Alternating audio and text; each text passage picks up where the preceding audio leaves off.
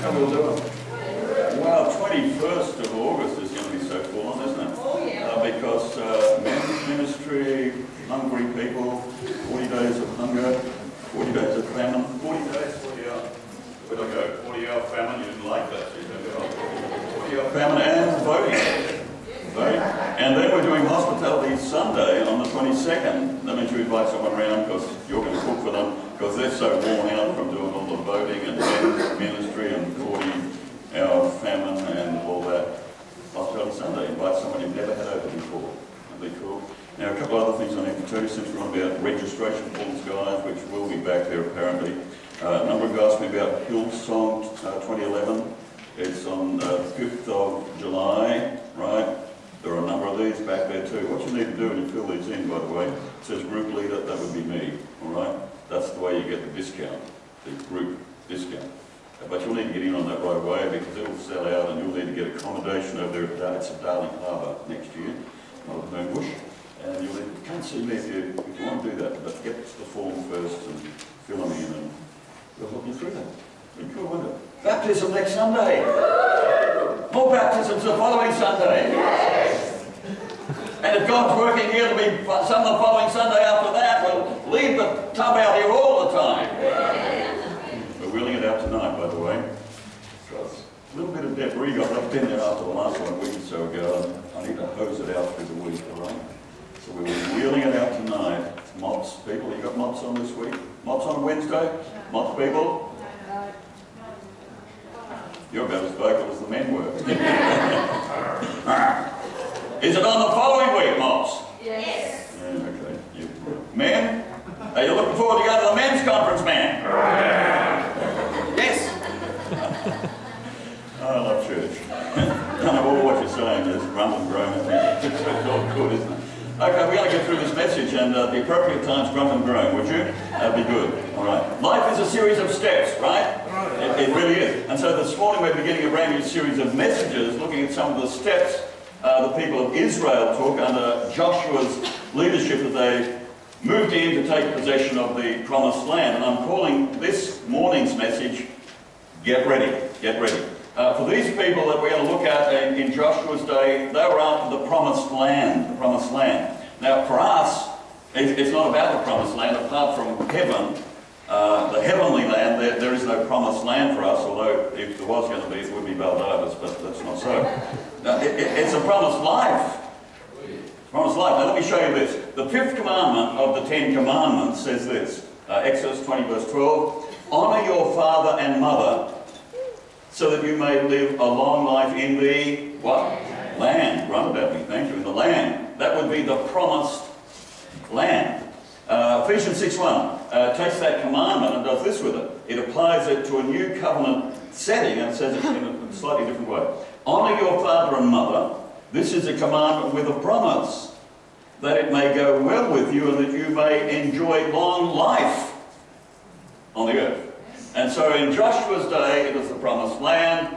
Today for us it's the promised life. And Jesus says in John's Gospel chapter 10 verse 10, second part of that verse, I have come that they may have a life and have it to the full. I love the King James, and they may have it more abundantly. So we're talking about the abundant life. So in Joshua's day it was the quality land, and in our day it's the quality life.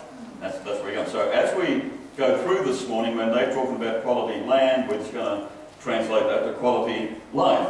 And you'll see that there's a promise here for you. So let me talk about patterns for a minute, because see, the pattern from back there applies to us, but their pattern was for promised land, ours for promised life. 1 Corinthians 10, 6 and 11. Now these things occurred as examples to keep us from setting our hearts on evil things as they did.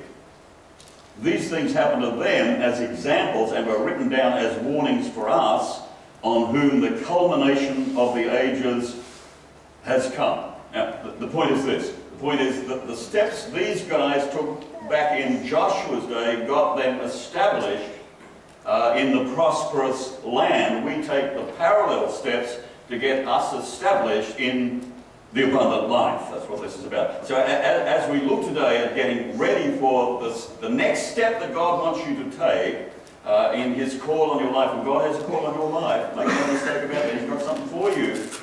figure out what it is, I want to share these 4 things with you and that were appropriate for them in taking the next step in moving into the promised land, and I believe those same 4 steps are appropriate for us as we take the next step in moving into the abundant life. Here they are. Number 1, God's promises. Number 2, your responsibilities.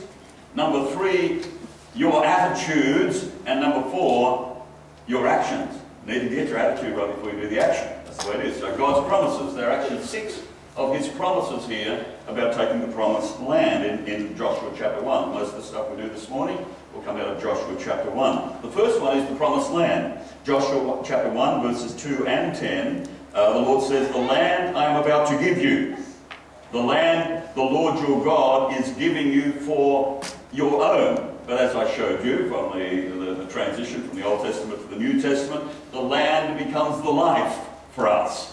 For us, the promise is the abundant life, as in John's Gospel, chapter 10, verse 10, and the second part of that verse. So promise 1 is about the land. For us, it's the abundant life. Promise 2 relates to the claim that people make in virtue of their stepping out. You can step into an opportunity that God gives you.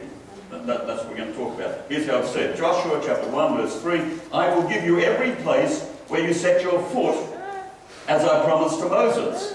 God gives you the opportunity, but you've got to step into it. That's how it works. Now, it doesn't mean that you can simply take land rights when you find a nice piece of real estate that you fancy. It's, "Well, that's mine, thank you, Lord. I was here first, and I've got it." It doesn't work quite like that, you know. But I want to tell you that we need to pray to God about it, whether it's real estate or whatever. We can ask God to direct us. And if you listen, and if there's one thing I want us to get into our hearts and our heads this year, is that we can listen for the voice of God and actually hear it. And some of us need to fine-tune that process. So, "Well, I never heard that like that." Well, you sound like you just heard the voice of God. Like, you know, just vocally loud. Well, yes, that's what I'm telling you. Yeah, that's it. That's what I'm saying. Sometimes it's quiet, and sometimes it's a bit louder. But you can hear the very voice of God, but you've got to fine-tune your sensibilities to do that. That's what I'm saying.